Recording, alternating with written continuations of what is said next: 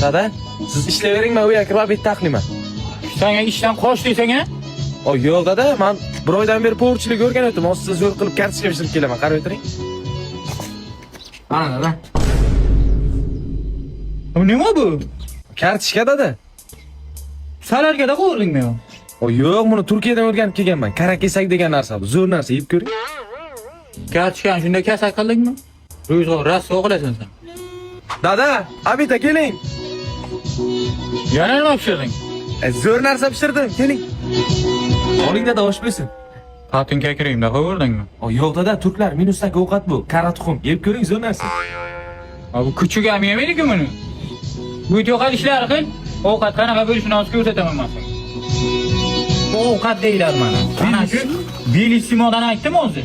Ana shu 3 ta pitsa 80 ming so'm bo'ldi. Ko'rdingmi? Zo'r ekan-ku. Mana qayerdan zakaz qildingiz? Bellissimo pizzaning logosidan. Mana, bunga qara. 3 ta pitsa, haftaga 80 ming so'm. Zo'r ekan.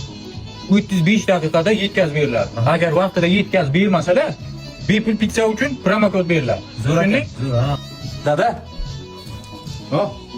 Internetdan pizza pishirish o'rgandim. O'zim sizga pizza pishirib beraymi hozir?